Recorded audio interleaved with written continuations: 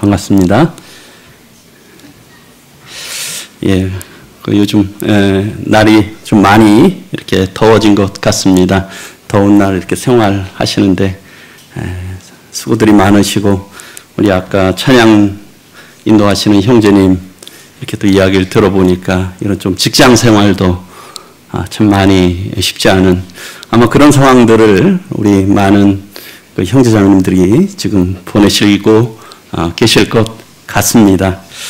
근데 제가 오늘 좀 무거운 주제를 말씀을 좀 드리게 됐어요. 요엘서 말씀인데요. 제가 이 말씀 한 3주 전이나 이렇게 말씀을 읽으면서 또 저에게 교훈이 됐는데, 그때 생각할 때 이 말씀은 나누지 말아야 되겠다 하는 그러한 제 마음에 저한테도 부담이 되고, 혹시 이제 성도님들께도 부담이 되실 것 같아서, 그런데 이제 주일 말씀을 놓고 기도하는데 계속 이 말씀이 기억이 나는 겁니다. 그래서 하나님께서 또 저에게 또 말씀하시는 거라고 또 생각이 들고, 우리 형제 자매님들과 함께 이 말씀을 나누게 됐습니다.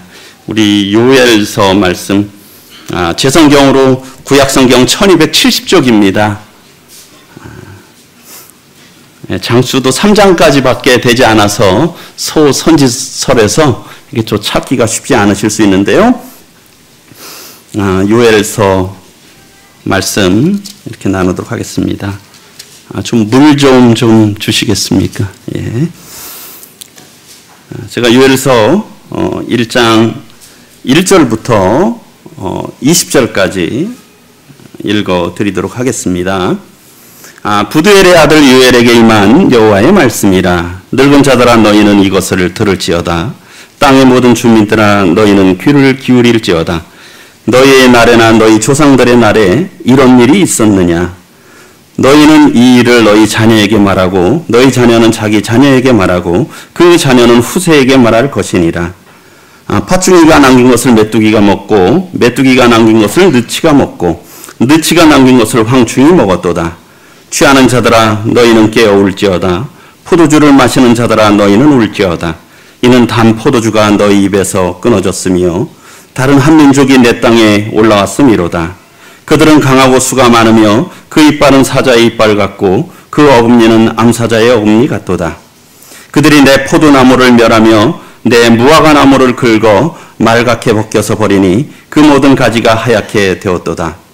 너희는 처녀가 어렸을 때에 약혼한 남자로 말미암아 굵은 배로 동이고 애국함같이 할지어다. 소재와 전제가 여호와의 성전에서 끊어졌고 여호와께 수종드는 제사장은 슬퍼하도다. 밭이 황무하고 토지가 마르니 곡식이 떨어지며 새 포도주가 말랐고 기름이 다하였도다. 농부들아, 너희는 부끄러워할지어다. 포도원을 가꾸는 자들아, 곡할지어다. 이는 밀과 보리 때문이라. 밭에 소산이 다 없어졌음이로다. 포도나무가 시들었고 무화과나무가 말랐으며 석류나무와 대추나무와 사과나무와 밭의 모든 나무가 다 시들었으니 이것으로 사람의 즐거움이 말랐도다. 제사장들아, 너희는 굵은 배로 동이고 슬피 울지어다.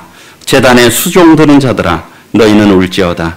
내 하나님께 수종드는 자들아, 너희는 와서 굵은 베옷을 입고 밤이 새도록 누울지어다. 이는 소재와 전제를 너희 하나님의 성전에 드리지 못함이로다. 너희는 금식일을 정하고 성회를 소집하여 장로들과 이 땅의 모든 주민들을 너희의 하나님 여호와의 성전으로 모으고 여호와께 부르짖을지어다. 슬프다 그날이여, 여호와의 날이 가까웠나니 곧 멸망같이 전능자에게로부터 이르리로다. 먹을 것이 우리 눈앞에 끊어지지 아니하였느냐? 기쁨과 즐거움이 우리 하나님의 성전에서 끊어지지 아니하였느냐?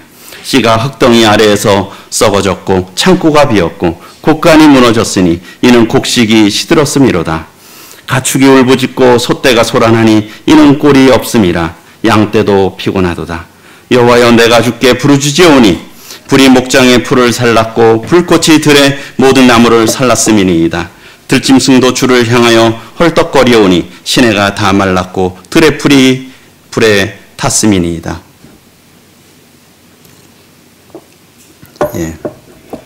예. 제가 제목을 유례 없는 재앙이라고 말씀드렸는데요. 유례라고 하는 것은 뭐 비슷한 잔으로 전례라 그럴까요? 그런 예가 없었다. 처음 보는 그런 의미입니다. 재앙인데 유례가 없는 재앙이라는 거죠. 그래서 본문 내용을 보기 전에 요엘서의 좀 개요를 말씀드리면 요엘이 언제 활동했는지 또 이렇게 요엘서가 언제 기록되었는지에 대해서는 다양한 견해가 있습니다. 요엘서에 기록된 것에 왕에 대한 어느 왕에 대한 언급도 없고 그냥 1절에 보게 되면 부두엘의 아들 요엘에게 임한 여호와의 말씀이니라. 그래서 이것을 정확하게 추정하기가 어렵기 때문에 다양한 견해가 있지만 그러나 많은 학자들은 일반적으로 한 BC 800년경으로 이렇게 말들을 하고 있습니다. 그래서 요엘서는 이렇게 3장까지 되어 있는데요. 저는 오늘 요엘서 1장 부분을 중심으로 말씀을 드릴 겁니다. 그래서 요엘서 전반부, 요엘서 1장 1절부터 2장 17절까지는 지금 이스라엘 백성이 현재 메뚜기 재앙을 당하고 있습니다. 그래서 이 메뚜기 재앙뿐만 아니라 또 이래서 장차 임할 여호와의 날, 특별히 심판의 날에 대한 경고를 말씀하시면서 회개를 촉구하고 있습니다. 앞부분에서는 그래서 경고하시면서 회개를 촉구하고 있어요. 그리고 요엘서 후반부에서 2장 18절부터 3장 21절까지에는 하나님께서 참 이런 회개하는 자, 특별히 이스라엘 백성들 회개하는 자에게 되는 회복을 시키시겠다. 지금에 당한 이런 재앙, 어려움 이상으로 회복을 시키시고 오히려 축복을 이렇게 약속을 하고 있습니다. 그래서 오늘은 그 1장의 이런 부분들을 중심으로 메뚜기 재앙인데요. 이런 유례가 없는 재앙, 하나님께서 왜 이 재앙을 그들 가운데 허락하셨는지 그런 부분들을 중심으로 함께 나눠보도록 하겠습니다. 그래서 1장 1절부터 4절까지는 1장의 서론과 같은 부분인데요. 이 유례 없는 재앙에 대해서 말씀하고 있습니다. 이 일은 전에도 없었다는 거죠. 여기 보면 그러면서 이 말씀을 들으라라고 하는 겁니다. 들으라. 그런데 여기에 보게 되면 이 말씀이 누구의 말씀입니까? 요엘을 통해 말씀했지만 하나님의 말씀이에요. 여호와의 말씀이에요. 제가 우리 성도님들과 이 말씀을 왜 나누겠습니까? 이 말씀이 하나님의 말씀이기 때문에 나누는 거죠. 우리도 어쨌든 말씀을 읽다 보면 본인도 본인에게 좋은 말씀이 있고 참 기쁨이 되는 말씀이 있잖아요. 또 근데 어떤 말씀은 부담이 되는 말씀도 있지 않습니까? 그러나 하나님의 말씀은 우리의 기분의 상태, 내가 좋고 좋지 않고 여부를 떠나서 하나님께서 하시는 말씀을 우리가 들어야 되는 것이요. 그것은 궁극적으로 우리에게 유익이 되는 것이죠. 마치 우리 몸에 좋은 약은 쓰다 그랬잖아요. 그렇죠? 몸에 좋은 약은 쓰다. 하나님께서 그 말씀이에요. 이런 경고의 말씀을 하지만 결국은 유익을 주기 위한 것입니다. 그래서 이 백성들에게 들으라. 그래서 여기 보면 들을지어다. 귀를 기울일지어다. 이런 말씀을 이렇게 반복을 하고 있는데요. 이 말씀이 그래서 왜 들어야 되느냐? 하나님의 말씀이라는 거예요. 선지자를 통해 말씀이기 때문에 이 당시의 백성들도 들어야 되고 그리고 오늘날 우리가 또 들어야 되는 것이죠. 그러면서 늙은 자들아 들으라라고 했죠. 늙은 분들은 어때요? 나이가 든 분들은 어떻습니까? 경험이 많잖아요. 그렇죠? 삶의 경험이 많아요. 이 일을 저 일 많이 경험했잖아요. 그래서 여기에 보게 되면 늙은 자들아 이것을 들어라. 늙은 자들도 들어야 되고요. 그 다음에 땅의 모든 사람, 부분적으로 듣는 게 아니에요. 모든 사람이 다 들어야 된다는 것이죠. 그런데 듣는데 어떻게 들어야 되느냐? 귀를 기울이고 들어야 된다는 것입니다. 그래서 이 들으라가 히브리어로 샤마, 여기서 쓰인 단어가 샤마인데요. 이것은 그냥 단순히 그냥 듣다. 스쳐 지나가면서 듣는 그런 얘기가 아닌 것이에요. 어떻게 들어야 되느냐? 듣고 순종하겠다라고 하는 아주 경청해서 잘 듣고 내 말을 좀 들어 할 때 어떻습니까? 우리 부모님들이 자식들에게 너희 좀 제발 내 말 좀 들어 하는 건 뭡니까? 그 말소리만 들으라는 게 아니죠. 말씀하시는 내용을 잘 듣고 그것을 그대로 순종하라는 거잖아요. 여기서 말씀은 들으라라고 하는 것들은 이 말씀을 잘 듣고 또 이렇게 돌이켜 그 말씀 앞에 순종하라는 그런 의미가 있는 것입니다. 그러면서 너희의 날, 지금 나이 든 분들이 우리 여기에 보면 80이 넘으신 분들도 있잖아요. 90을 이렇게 사시면서 얼마나 많은 경험들을 또 하셨겠어요. 뭐 일제시대도 경험을 하시고 한국 전쟁, 6.25 전쟁도 경험하시고 한국의 어려운 때, 오늘날의 번영의 때 많은 것들을 경험하셨잖아요. 그러나 이런 나이 든 분들, 나이 든 늙은이들도 이런 일들이 너희의 날에나 너희 조상들에게도 이런 일이 없었다는 거예요. 그러니까 유례가 없는 일이라는 거죠. 전례가 없었다는 것이 특별한 거다라고 하는 거예요. 그래서 잘 들어야 된다는 것입니다. 그리고 3절에서는 또한 이것을 어떻습니까? 잘 들으면 어때요? 그것을 말하라라고 하는 것입니다. 너희는 이 일을 너희 자녀에게 말하고 너희 자녀는 또 자기 자녀에게 말하고 그 자녀는 그 후세에게 말하라는 것이에요. 이 세상에서 가장 가깝고 잘되기 원하는 사람이 누구겠습니까? 누구겠어요? 자녀 아니겠습니까? 그렇죠? 가장 가깝고 가장 잘되기를 원하는 사람이 자녀죠. 물론 부모도 있고 형제도 있고 있지만 자녀들 이만큼 아주 굉장히 또 중요하고 꼭 전해야 될 말씀이에요. 물론 이것은 비단 자녀들에게만 전하라고 하는 것이 아니겠죠. 모든 사람에게 전해야 되는데 꼭 들어야 되고 모든 사람에게 유익이 되는 말씀이라는 거예요. 그래서 이 자녀들에게 전하라고 하는 것입니다. 저도 역시 자녀를 키우고 있고 이 자리에 혹시 자녀들을 키우는 분들이 있습니까? 그럼 우리가 더 다른 부분보다 이 부분을 꼭 전해야 될 것이에요. 전하라라고 말하고 있어요. 그래서 말하라라고 하는 게 사파르라고 합니다. 히브리어로. 그런데요, 이거의 뜻은 뭐냐면 글씨를 새기다라고 하는 뜻이 있다는 거예요. 글씨를 새기다. 특별히 돌의 글씨를 새기다. 우리 돌의 글씨가 새기면 어떻습니까? 몇백 년이 지나도 없어지지 않잖아요. 이 글씨를 새기다라고 하는 뜻이 있다는 거예요. 그리고 그것을 설명하다. 그래서 그것을 듣는 사람이 이 경고의 말씀을 듣는 사람들이 그것을 참 분명히 알아들어서 그것을 마음판에 새기도록 잊어버리지 않도록 그것을 아주 분명하게 명확하게 말하라라고 하는 것이에요. 이것이 여기에서 말하라라고 하는 의미가 있다는 것입니다. 그냥 지나가는 크게 중요하게 생각 안 할 그냥 걸로 그냥 지나가는 얘기로 말하고 그냥 한 번 말하고 그치는 것이 아니라 그것을 정말 마음판에 새기도록 평생을 갖고 있도록 말하라라고 하는 것입니다. 그래서 잘 풀어서 분명하게 설명을 하라라고 하는 것이에요. 그만큼 중요한 말씀이다. 그런데 어때요? 우리가 잘 말하라면 어떻게 됩니까? 먼저 내가 잘 알아야 되잖아요. 잘 들어야 되잖아요. 그리고 그것을 또한 삶을 통해서 경험이 돼야 되는 거잖아요. 삶을 통해서 입증이 돼야 되는 거잖아요. 그래서 그것을 자녀에게 말하고 그것을 후세에게 말하라고 하는 것이에요. 우리의 삶이 그렇다고 생각됩니다. 하나님의 말씀을 우리가 경청해서 잘 듣고 그것을 우리가 전해야죠. 먼저는 우리 자녀들에게, 가까운 우리 주변에 있는 사람들에게 전해야 될 책임이 있는데요. 어쨌든 여기에서는 이런 유례없는 재앙에 대해서 말씀하고 있는데 그것을 말하라. 아주 잘 말하고 마음판에 새길 수 있도록 말하라라고 하는 것입니다. 그러면서 그런 지금 현재 상황이 어떤 것을 말하고 있어요.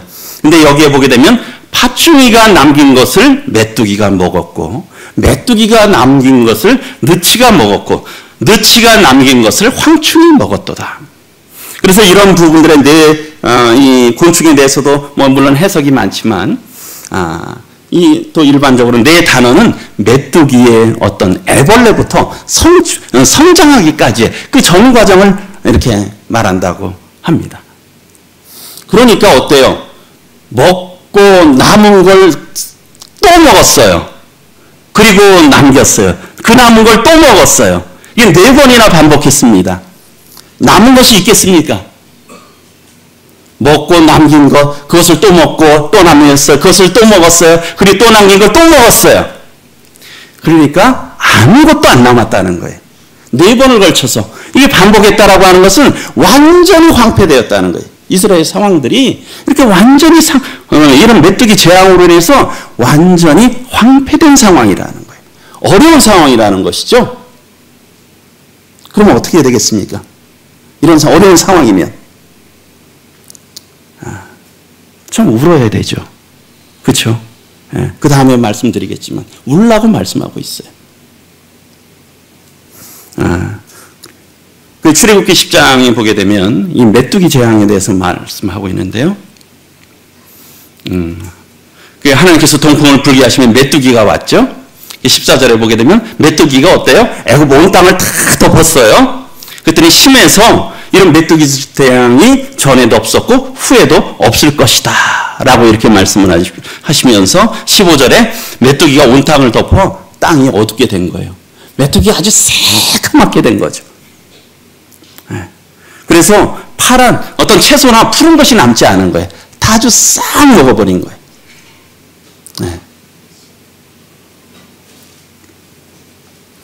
그 2020년도에 유엔 식량 농업기구에서 그러니까 한 4년 전에 이런 것들이 있어요.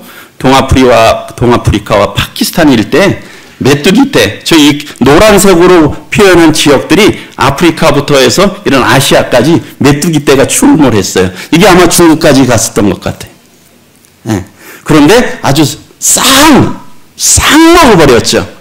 그래서 세계에 그 식량에 영향을 줄 수 있는 그런 상황이 있었어요. 나중에 한번 인터넷에 검색해 보세요. 검색해 보게 되면 40억 마리인지 400억 마리인지 제가 잘 기억이 안 나는데 그게 이제 중국에도 평양지대 와서 거기를 이렇게 쓸어가지고 그런 것이 됐다. 그러니까 하늘이 새까맣게 된 거예요. 다 쓸어버린 거죠. 여기 이렇게 지나고 보게 되면 이 메뚜기 떼가 한 차례 지나갔더니 그냥 한마디로 쑥대밭이 돼버린 거예요. 그런데 어떻습니까? 이게 4차례나 먹고 그러면 어떻게 되겠습니까? 이 남긴 걸 또 먹고 그 남긴 걸 또 먹고 남긴 걸 또 먹어버리면 먹을 것이 하나도 없는 상황이 되는 거예요. 지금 이런 상황이라는 것이죠. 이런 상황에 처해져 있고 그리고 코로나 이후에 또 그 남미 쪽에 메뚜기가 있었다는 그런 얘기 혹시 보셨죠? 코로나 지났는데 코로나 끝날 막 그때 돼서 한 2년 전인가 아르헨티나 브라질 쪽에 이것도 영상 찾아보면 많이 나와요. 뉴스에도 나오고요. 이 메뚜기 떼가 아주 새까맣게 해서 이걸 곡창지대를 이렇게 쓸어버리는 그런 것들을 우리가 보게 됩니다. 이거보다 더 심한 상황이 아마 당시에 있지 않았나 싶습니다. 그러면서 이런 유례가 없는 재앙이라는 것이에요. 이런 재앙에 대해서 너희가 어떠한 자세를 취해야 되는 것이 이런 상황이 있는데 어떠한 태도를 취해야 되겠느냐는 것이죠. 그러면서 1장 5절부터 14절까지는 너희는 울라라고 말하고 있습니다. 우리가 울라라고 말하는 경우는 별로 없죠. 아이들을 별로 울라고 하지 않죠. 아이들이 많이 우니까 울지 말라고 말하죠. 야, 울지 마. 울지 마. 왜 울지 말라고 합니까? 우니까. 그렇죠? 우니까 울지 말라고 하죠. 그렇지 않습니까? 하나님께서 왜 울라고 하실까요? 왜 울라고 하실까요? 울지 않으니까. 이런 상황인데도 울질 않아. 지금의 우리의 현재 상황이 어떻습니까? 2024년도 현재 상황이 어때요? 이게 지금 지구상에 돌아가는 상황이 어떻습니까? 정세가 어떻습니까? 또 기후가 어때요? 한반도의 상황이 어떻습니까? 이런 것이 유례가 없었죠? 그렇죠? 유례가 없는 상황으로 지금 치닫고 있어요. 이 당시에 그런데 백성들이 하나님께서 이렇게 울라고 말씀하신 건 그 백성들이 그렇게 어려움에 처했어도 울지를 않는다는 거예요. 하나님 앞에 나오질 않는다는 거죠. 그러면서 5절부터는 이 취하는 자들에게 말하고 있어요. 취하는 자들아 너희는 깨어 울지어다. 어떻습니까? 요즘도 음주운전이 많이 이슈들이 되잖아요. 그렇죠? 비정상적으로 차량을 몰고 어떤 사람들은 차 몰다 그냥 신호등에서 거기서 세워놓고 거기서 자고 취하면 어때요? 이 분별을 상실하고 그냥 자버리잖아요. 잠자고 있는 거야. 어떤 상황인지를 모르는 거예요. 그 얼마나 도로상에서 잔다는 게 얼마나 위험합니까? 차를 거기다 세워놓고 모르는 거야. 그 위험한 상황을. 이 당시에 백성의 상황들이 그랬다는 것이에요. 그래서 취하는 자들아 너희는 깨어나서 울으라는 거예요. 왜 울어야 돼요? 여기에 보면 취하는 자들이 좋아하는 게 뭡니까? 포도주잖아. 포도주를 마시는 자들아 너희는 울지어다. 왜요? 단 포도주가 너희 입에서 끊어졌다는 거예요. 포도주가 없어지게 됐다는 거예요. 그렇기 때문에 울어야 된다는 거죠. 그래서 6절에서는 특별히 이 메뚜기 떼를 말하면서 그들을 이렇게 표현하고 있어요. 다른 한 민족이 내 땅에 올라왔음이로다. 그들은 강하고 수가 많으니 그 이빨은 사자의 이빨 같고 그 어금니는 암사자의 어금니 같도다. 물론 이렇게 다른 또 침략하는 또 적군을 또 말씀할 수도 있습니다. 그러나 이것은 메뚜기의 상황을 또 묘사를 하죠. 어떻습니까? 메뚜기가 갉아먹잖아요. 그렇죠? 풀들을 다 갉아먹는 거예요. 사자 이빨 같이, 그 사자의 어금니와 같이 모든 것을 다 갉아먹는 거예요. 그러다 보니까 어때요? 그들이 풀만 갉아먹는 게 아니라 7절에 보면 그들이 내 포도나무를 멸하며 내 무화과나무를 긁어 말갛게 벗겨서 버리니 그 껍질까지 다 까서 다 그 강한 이빨로 하는 거예요. 그러니까 어떻습니까? 이 포도나무도 죽고 무화과나무도 죽고, 이 포도나무와 무화과나무 이스라엘을 또 상징하잖아. 대표적인 과목이잖아요.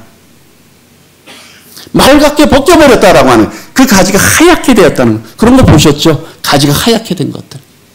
그런 상황이라는 거예요. 포도주가 그쳤기 때문에 취하는 자들아 울으라는 거예요. 우리 정신을 차리시기 바랍니다. 네. 그러면서 어떻게 울어야 되느냐? 너희는 처녀가 어렸을 때 약혼한 남자로 말미암아 굵은 배로 동이고 애곡한 같이 할지어다. 처녀가 정혼을 했어요. 이제 곧 결혼해야 돼. 그런데 그 남편이 죽었어요. 어떻습니까? 젊은 날에 예를 들면 결혼했는데 혼자 되셨어. 요즘이야 이혼도 흔해지고 재혼도 흔해지지만 상황이 어떻겠습니까? 이 세상을 혼자 살아가야 된다라고 하는 젊은 여인이 그 남편을 잃었어요. 얼마나 애통하겠어요. 그것도 예를 들면 사고로 잃었다. 하루아침에 잃었다. 그것을 증명할 수가 없잖아요. 그 아픔을. 약혼 남자를 잃은 것처럼 우리도 예전에 배옷을 입었잖아요. 요즘은 배옷을 많이 안 입지만 부모님이나 누가 가족이 돌아가시면 배옷을 입었잖아요. 그 슬픔을 상징하잖아요. 그 애통함을 상징하잖아요. 그렇게 울라라고 하는 거예요. 그 심령이 어떻겠어요? 정말 애통하는 마음, 간절한 마음, 그런 마음 아니겠습니까? 하나님께서 이 백성들이 이런 재앙이었는데 그 백성들이 여전히 울지 않아. 여전히 무감각해. 다른 데서는 사람이 죽어가든 하든 별로 상관없어. 나만 괜찮으면 괜찮아. 그렇지 않습니까? 우리 2년 전에 우크라이나 전쟁이 일어나기 전에 저도 그런 생각했어요. 혹시 설마 21세기에 전쟁이 일어날까? 막 그런 마음이 들잖아요. 그런 생각이 들잖아요. 이런 최첨단 시대에 SNS가 발달하고 사람들의 지성이 발달한데 그런 어리석은 전쟁을 할까 했는데 어때요? 전쟁이 터졌죠? 터졌습니다. 처음에는 저희가 관심이 많았잖아요. 그렇죠? 매스컴에서도 많이 나왔어요. 그런 부분들의 전쟁의 소식들을. 그런데 그 전쟁은 지금은 끊겼습니까? 아직도 전쟁하고 있습니까? 아직도 전쟁하고 있어요. 전쟁터에서는 사람이 지금 아직도 죽어가고 있어요. 근데 그게 우리의 마음에는 별로예요, 이제. 저만 그런지 모르겠어요. 네. 아마 어찌 보면 거기에 있는 우크라이나, 러시아에 거기 사는 후방에 있는 국민들도 그것에 대해서 좀 망각을 조금 했을지 몰라요. 내 자식이 전쟁에 안 나갔으면, 전쟁터에, 전선에 안 나갔으면. 그렇죠?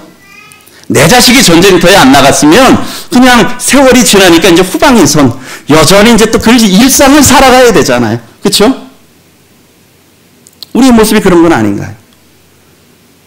이 당시의 모습이 그랬다는 것이에요. 아마 많은 사람들이 지금도 여기 술 취했다는 건 뭡니까? 그 사람은 그래도 아직도 먹을 게 있다는 거잖아요. 그렇지 않습니까? 자기는 먹을 게 있어. 많은 사람들은 굶주릴지 몰라도 아무리 메뚜기 재앙이 와도 부유한 사람은 망해도 3년은 간다 그러잖아요. 자기는 먹을 게 있으니까 그냥 여전히 취하는 거예요. 그리고 좀 있으면 회복되겠지. 그런데 굵은 배로 동이고 애곡한 같이 너희가 하라라고 하는 거예요. 그리고 뭡니까? 성전에서는 소제, 이 곡식으로 드리는 제사죠. 전제라고 하는 건 포도주나 독주 같은 그런 걸로 드리는 제사예요. 그러니까 농사가 안 되니까, 왜 과실을 얻을 수가 없으니까 성전에서 제사가 끊어졌어요. 그러니까 여호와께 수종들은 제사장들은 슬퍼하잖아요. 드릴 재물이 없는 거야. 그리고 밭은 황무하고 토지가 마르니 곡식이 떨어지고 새 포도주는 말랐고 기름이 다하였도다. 이런 것이 그런 상황이라는 거예요. 그래서 울라라고 하는 것이요. 그리고요 11절부터 12절은 농부들에게 울라고 말하고 있어요. 농부들은 어떻습니까? 밭에 파종해서 그 공부를 거두는 거잖아요. 그렇잖아요. 그렇죠? 그 공부를 기대하는 거잖아요. 열매를 기대하는 거죠. 그러면서 농부들아 너희는 부끄러워할지어다. 부끄러워하는. 이 농부가 거둘 게 없으면 참 부끄럽잖아요. 또 낭만이 되잖아요. 그렇죠? 수고가 다 하셨는데. 그러면서 포도원을 가꾸는 자들아 곡할지어다. 슬피 울라고 말하고 있어요. 왜요? 밀과 보리 때문이라. 그 팔레스타인, 이스라엘의 대표적인 곡물이잖아요. 밀과 보리 때문이라. 그런데 어때요? 밭에 소산이, 밭에 열매가 다 없어졌다는 거예요. 농부가 밭에서 나는 것이 하나도 없어요. 그럼 농부가 존재하는 의미가 없잖아요. 농부의 소망이 끊어진 거예요. 그리고 12절에는 포도나무가 시들었고 무화과 나무가 말랐으며 석류나무와 대추나무와 사과나무와 밭의 모든 나무가 시들었으니 이 5가지 역시 이 지역의 대표적인 과목들이잖아요. 이런 것들이 다 말라버린 거예요. 그러다 보니까 어때요? 이러므로 사람의 즐거움이 말랐도다. 우리 사실은 먹는 것이 우리의 즐거움의 많은 부분을 차지하죠. 그렇지 않습니까? 한번 3일만 굶어보세요. 즐거움이 참 즐겁기가 쉽지 않으실 것 같아요. 저도 그러니까 그렇더라고요. 우리 인생에 참 이런 것들이 공물이 다 끊어진 거야. 과목이 다 끊어진 거야. 그 즐거움이 없어진 거예요. 그래서 농부들아 너희는 울어라라고 하는 것이에요. 아무리 농부가 열심히 해도 어떻어요? 하늘이 도우셔야 되잖아요. 하나님이 도우셔야 되잖아. 하나님 앞에 울어라 하는 것이, 곡하라고 하는 것이. 이런 상황 속에서. 그리고 13, 14절에서는 제사장들에게 울라고 말하고 있어요. 그러니까 취하는 자들도 울지 않고 농부들도 울지 않고 제사장들도 울지 않은 거예요. 그러니까 울어라고 말씀하시는 거예요. 울어라. 울어라. 울면 회복해 주시겠다고 하나님이 약속하시거든요. 제사장들아 어떻게 해요? 너희는 굵은 배로 동이고 슬피 울지어다. 제사장들이 존재하는 이유는 무엇입니까? 제사를 드리기 위한 게 제사장 아닙니까? 가장 중요한 게 제사잖아요. 그게 제사장이잖아요. 하나님 앞에 제사를 드려야 돼. 제단의 수종 드는 자들아 너희는 울지어다. 내 하나님께 수종 드는 자들아 너희는 와서 굵은 베옷을 입고 밤이 새도록 누울지어다. 이 간절히 하나님 앞에 엎드려 부르짖으라라고 하는 것이죠. 왜요? 그 이유는 무엇입니까? 이는 소제와 전제를 너희 하나님의 성전에 드리지 못함이로다. 제사장이 제사를 드리지 못해요. 그 존재하는 이유가 없잖아요. 농부가 곡식이 없어요. 농부가 존재하는 이유가 없잖아요. 그래서 울라라고 하는 것이에요. 하나님 앞에 이 제사를 드릴 수가 없는 거예요. 이 제사장이 슬퍼하라는 것이죠. 그거에 대해서. 우리가 하나님 앞에 또 우리의 제사가 어떤가? 그런 부분들도 생각해 볼 수 있죠. 하나님께서 연락하시는 제사, 기뻐하시는 제사. 그러면서 14절에 너희는 금식일을 정하고 성회를 소집하여 장로들과 이 땅의 모든 주민들을 너희 하나님 여호와의 성전으로 모으고 여호와께 부르짖을지어다. 이 금식이라고 하는 것, 참 저희는 저도 이 금식에 대해서는 참 강조를 안 하잖아요. 기도하는데 금식에 대해서는. 그렇죠? 그러나 금식에 대해서는 구약이든 신약이든 말씀하고 계시고 우리 주님도 본을 보이셨어요. 금식이라고 하는 것은 무엇입니까? 이 간절함이잖아요. 우리가 먹지 않으면 죽잖아요. 자기 생명을 내놓는 거잖아요.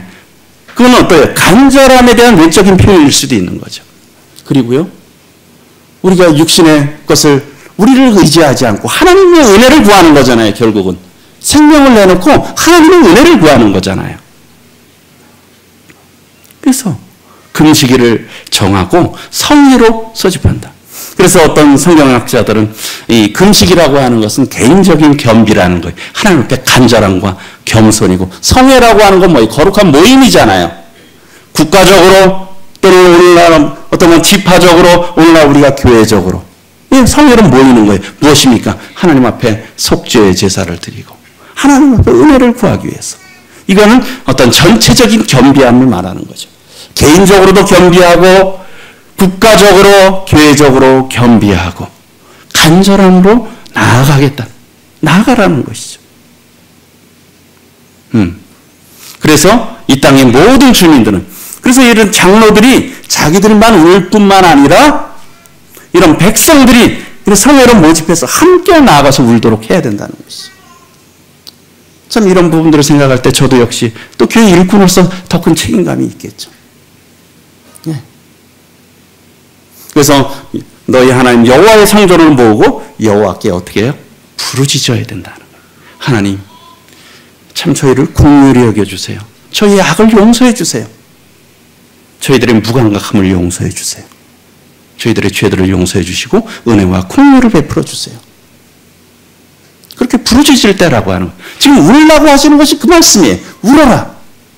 이런 어려움이 있는데도 왜 울지 않느냐? 울어라라고 하는 것이.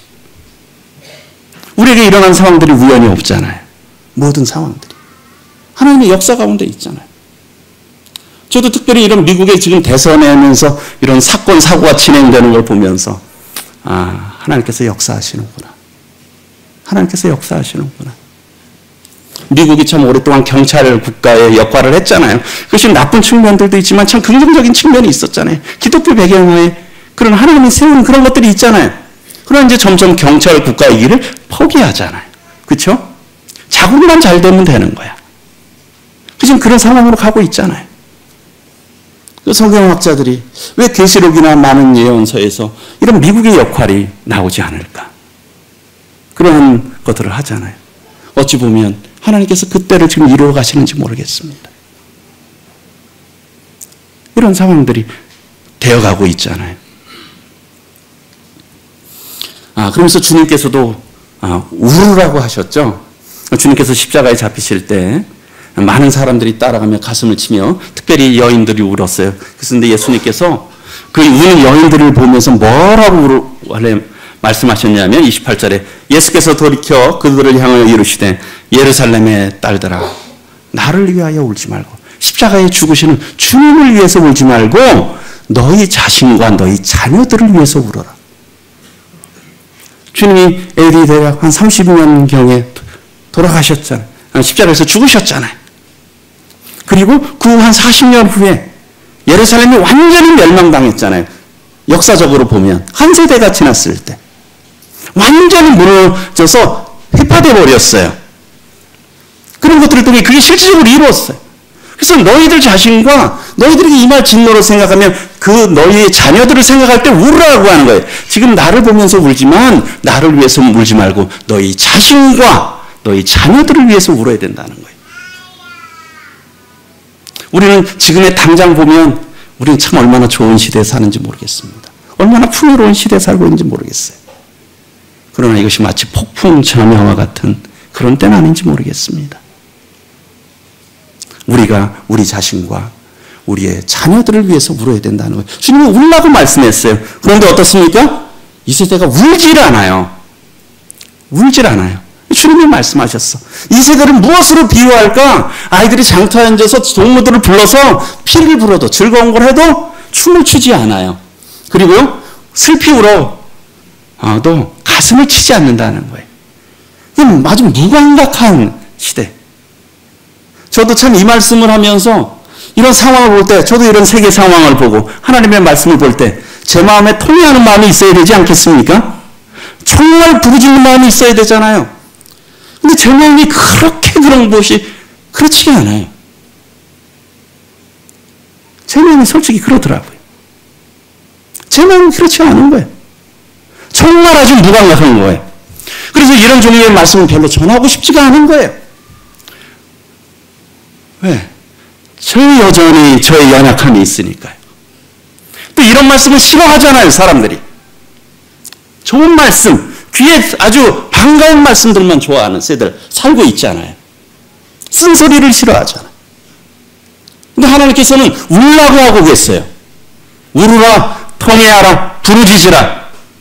그래서 참 생각하는 것이 하나님, 저의 이 무감각한 마음을 위해서 정말 통회를 해야 될 것입니다. 멸망이 당하고 있는데도 당장이 괜찮으면 그것을 알지 못하는.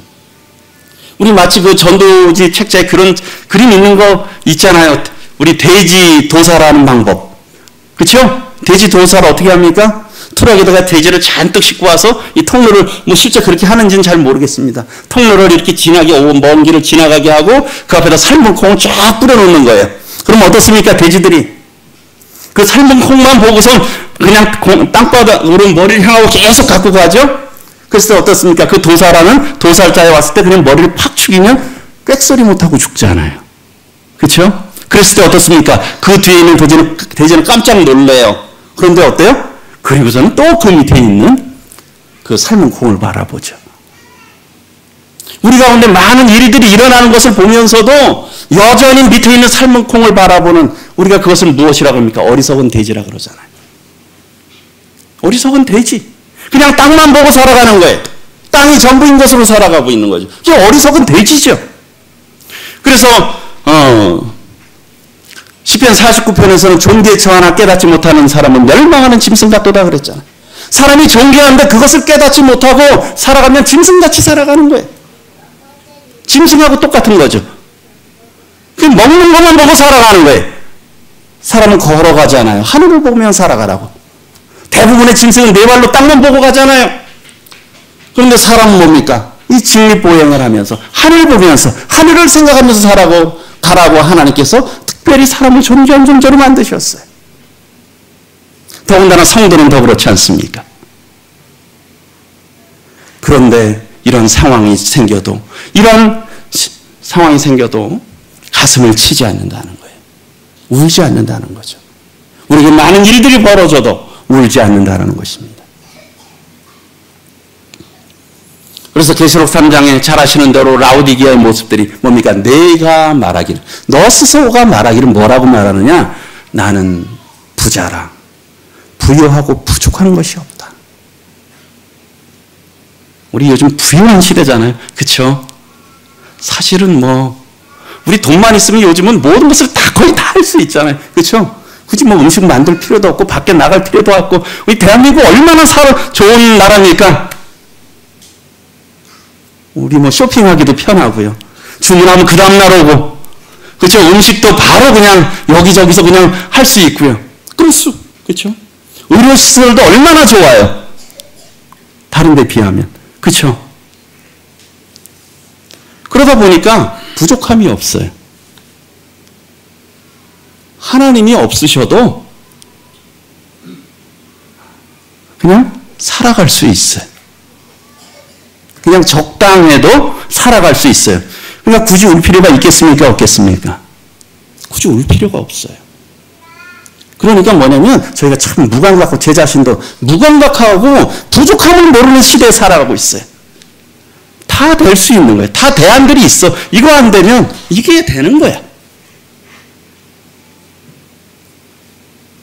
그래서 울지 않는다는 것입니다.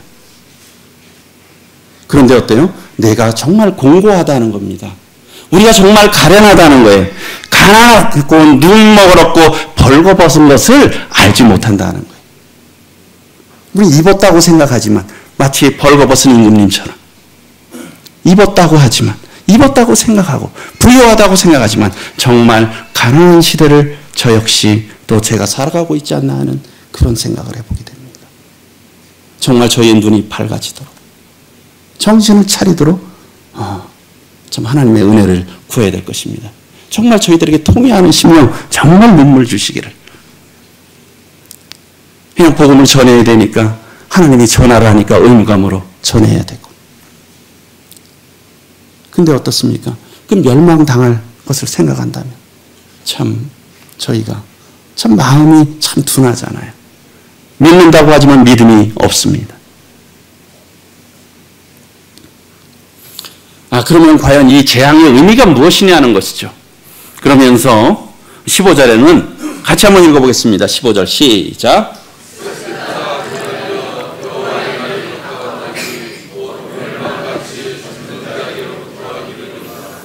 그 재앙의 의미는 무엇이냐면 여호와의 날이 가까웠다는 슬프다. 여기서 슬픈 날이라는 거예요. 그 날이라는 것이요. 멸망같이 임하는데 또 멸망의 날이라는 거예요. 그러니까 지금 어려운데 그거는 그냥 서막에 불과하다는 겁니다. 이게 서막이에요. 서막. 이게 원래 본된 거는 아직 오지 않았어요. 요엘서 2장에서 그걸 말씀하고 있어요. 여호와의 진노의 날이 임한다는 것입니다.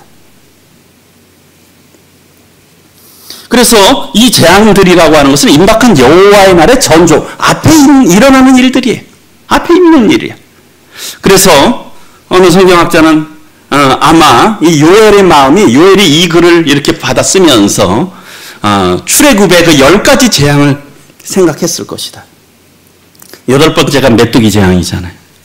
그래서 출애굽기 11장 12절에 보면 6월절 밤에 애굽의 모든 장자들을 죽이잖아요. 밤에 모든 장자들을 다 쓸어버려요. 그런데 지금 그 전에 출애굽기 10장에서는 메뚜기 재앙이 아까 나오는 거예요. 메뚜기 재앙으로 이 채소들이랑 그런 거 다 쓸어버리고 그 다음에 재앙이 흑암의 재앙이에요. 그러니까 이 마지막 재앙이 오기 전에 이런 전조의 재앙들이 있었다고 하는 것이죠. 이런 재앙이 있었고 결국은 마지막 6월절 그 장자를 죽이는 그 재앙이 있었다라는 것이. 이 믿지 않는 자들은 다 죽임을 당한 거예요. 이러한 부분이 있기 때문에 그냥 단순히 여기서 먹고 사는 게 지금 힘들면 세월 지나면 좀 좋아지면 괜찮다는 겁니다. 그러나 이것이 전조라는 거예요. 그렇기 때문에 너희는 이걸 잘 듣고 말하고 전하라는 것이에요. 그리고 이런 시대에 울라라고 하는 것이에요. 그러니까 우리가 지금 이 사는 때가 전조라는 거예요. 전조. 더 험한 날에 재앙의 때의 전조라고 하는 것이죠.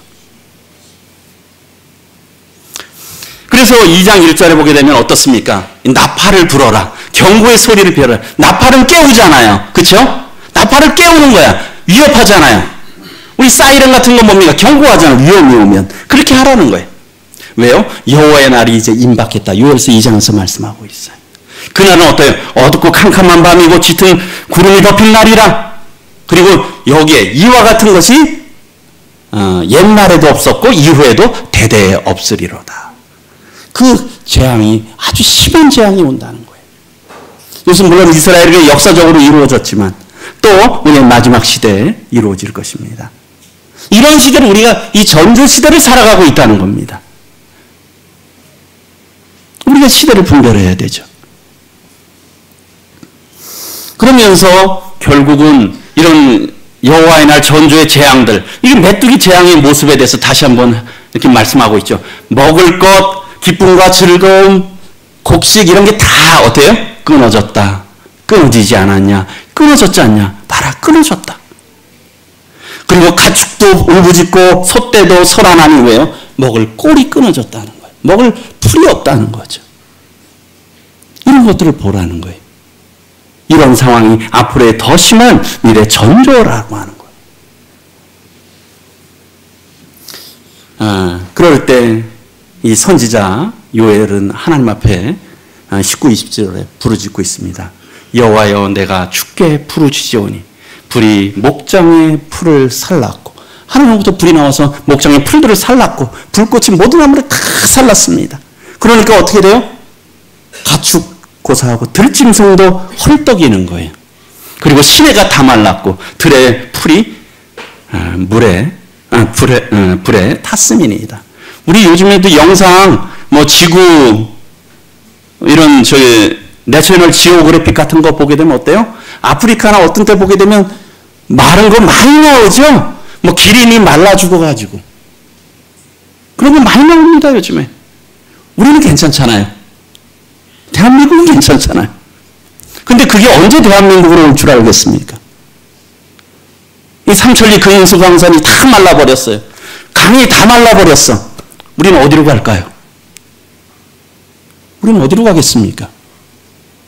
지금은 남의 집의 이야기이지만 그것이 우리의 이야기라는 것이에요. 그러면서 이 선지자는 그런 것들을 보게 될 때 하나님 앞에 부르짖고 있습니다. 요약해서 말씀드리면 유례 없는 재앙이었습니다. 이게는 유례 없는 재앙인데요. 그래서 들으라고 하는 것이 하나님의 엄미하신 말씀 아주 경청해서 들으라고 하는 거예요. 순종의 자세로. 그리고 그것을 어때요? 말하라고 하는 것이에요. 자손들에게 분명하게 확실히 알아듣도록 마음에 새겨지도록 우리가 말해야 되겠죠. 또 말하라고 하는 것이에요. 그 상황이 아주 황폐했다는 거예요. 남긴 것을 먹고 그래서 완전히 다 먹어버린 거야. 그러면서 그래도 울지 않는 백성들을 향해서 하나님께서 너희는 울어라. 술 취한 자들, 이 분별력이 없는 자들, 취한 자들 너희는 울어라. 포도주가 끊어졌다. 그리고 농부들에게 곡식이 떨어졌고 과목이 말랐다. 울어라. 그리고 제사장들에게 제사가 끊어졌다는 거예요. 울어야 된다는 것이죠. 그래서 울라고 말씀하고 있습니다. 그 다음에요. 이 재앙의 의미가 무엇이냐? 이것은 무엇입니까? 여호와의 날이 임박했다라고 하는 것이에요. 그런 것에 전조로 이런 것들이 있었다라고 하는 것이에요. 그래서 선지자가 부르짖었듯이 너희도 부르짖어라 말씀이죠. 그래서 교훈을 좀 말씀드리겠습니다. 우리가 이 시대를 분별해야 되지 않겠습니까? 그렇죠? 내 앞만 보고 살아서 되겠습니까? 그렇지 않아요? 내 앞만 보고도. 우리가 아무리 내 앞만 보고 살아도요, 우리가 이 세상에 털을 디디고 살면 영향을 받을 수밖에 없어요. 계속 생각하지만, 교회가, 우리 가정이 어려우면 그 안에 있는 제가 어렵죠. 그렇지 않습니까? 어려워요. 교회가 어려우면 어떻습니까? 우리 가정이 어려워요. 그 안에 살고 있는 제가 어려워요. 우리 나라가 어려우면. 교회가 어렵고, 우리 가정이 어렵고, 그 안에 살고 있는 제가 어려워요. 세상이 어려우면 모든 사람이 어려운 겁니다. 지금 나만 괜찮고 우리 가정만 괜찮고 우리 교회만 괜찮으면 괜찮은 겁니까? 아니죠. 이것이 우리에게 미치는 것은 시간 문제라는 거예요. 그래서 이 시기를 분별하라는 거예요. 더 이상 이 세계 정세에 대해서 시사에 대해서는 얘기할 것이 너무 많잖아요. 그럼 인터넷만 찾아봐도 성도님들이 익히다 하시잖아요. 우리 요즘엔 100mm, 시간당 100mm 그런 거 얼마 전에도 비웠잖아요. 그렇죠? 기본적으로 배수로 설계나 그런 것들이 그 정도까지 잘 안 하잖아요. 요즘엔 그렇게 하는지 모르겠습니다. 이게 뭐예요? 한마디로 유례가 없는 일들이 많이 벌어지고 있잖아요. 역대급 폭염, 역대급 혹한, 폭설, 가뭄, 홍수 얼마나 많은 일들이 지금 벌어지고 있습니다. 이 시대를 분별해야 된다는 거예요. 그래서 로마서 13장에서 너희는 이 시기를 알거니와 우리가 자다가 깰 때가 벌써 되었다는 거예요. 벌써 되었다는 거예요. 우리가 깨어나야 된다는 거예요. 우리가 이런 시대를 살아가고 있구나. 이런 마지막 시대를 살아가고 있구나. 그리고 밤이 깊고 낮이 가까웠다는 거예요. 밤이 깊었다. 우리 새벽이 가까우면 어때요? 아주 그때가 깊은 밤이잖아요. 사람들이 깊이 잠들 때잖아요. 지금 이러한 시대를 우리가 살아가고 있기 때문에 우리가 깨어나야 된다는 거죠. 분별해야 된다는 거예요. 자고 있어서는 안 된다는 거죠. 나만 괜찮으면 괜찮은 게 아니라는 거예요. 임박했다는 거죠. 그리고요, 깨달으면 어떻게 됐습니까? 우리가 하나님 앞에 간절함으로 나가야 되잖아요. 그래서 여기는 너희는 이제라도, 요엘서 2장에서 벌써 늦었지만 지금이라도, 저희가 우리 이런 말씀을 들었어요. 저도 역시 마찬가지입니다. 이제라도 어때요? 금식하며 울며 애통하며 마음을 다하여 하나님께로 돌이키라고 말씀하고 있어요. 지금이라도. 이미 늦었지만 우리가 이제라도 하나님 앞에 부르짖어야죠. 우리의 무감각한 마음을 위해서.